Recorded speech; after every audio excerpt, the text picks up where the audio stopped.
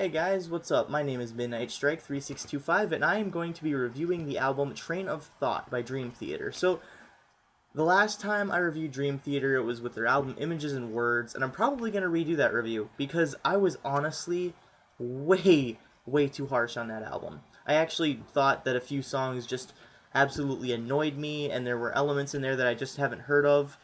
And you know what? It was the first progressive metal album I've heard. Yes, that's right, aside from And Justice for All, which is a little bit complex. It's not exactly prog, but it does have those elements in there. And admittedly, even that album bored me at first. But then I got into it because it was Metallica, so it's a fucking awesome album. Just needs some bass. Besides that, it's good. But, Images and Words, fantastic album. Probably gonna re-review it. I mean, it at least deserves a 9. I mean, like, I was being way too harsh.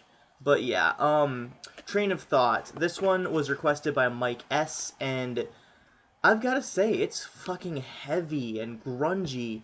Dream Theater were just basically saying, this is us. The kid gloves are off for this album. We are going all out, just balls to the wall heavy metal, practically. And while it does contain still retains some progressive metal elements in it, as the songs are like 11 minutes to 14. There's a 14-minute song on this album. Holy fuck! But yeah, it still contains that, and it's still Dream Theater. It still sounds like Dream Theater, but for a modern age when comparing it to, say, Images and Words. But I'm just recently getting into this band, so yeah. I mean, like, how the hell? 11-minute songs? How the heck do they even retain your attention? Well, they do. Somehow, some way. But, of course, my favorite song on here would have to be either In the Name of God, which is the longest, and As I Am, which is the, well, shortest if you don't include Vacant. But, yeah, I really love the grungy kind of elements instilled in the song As I Am. It's just the chorus and how he just snarls when he sings it, and the guitar tone is just rich and heavy and grungy, and just the entire album is awesome, I've got to say. So there are only just a few minor aspects pertaining to the length. Every song on here, with the exception of As I Am and Vacant, is over 10 minutes long. And most of the songs, they're really good, they're really progressive, they have a lot of just those little elements in there that I was talking about for Images and Words that, you know, they do a lot of interesting, unique things with the guitars. There's a few synthesizers, actually, I lied. There's a few synthesizers in Endless Sacrifice. There's this one part in there that they use them very nicely, but other than that, really, they're nowhere to be found on this album. So, but yeah, it's just really interesting, everything that they put forth into this album. So, you know, the drumming is good, the bass, you can definitely hear the pounding of the bass, and James Labrie, his vocals on here are very grungy, like grunge oriented, and just heavy metal, not necessarily thrash, but more on like the heavy metal side to the grungy kind of snarl that he does in As I Am. It sounds really good. It sounds like this album could be released in like 1996. I mean, it sounds like a grunge album a little bit. Like grungy, heavy metal, kind of post-grunge-ish.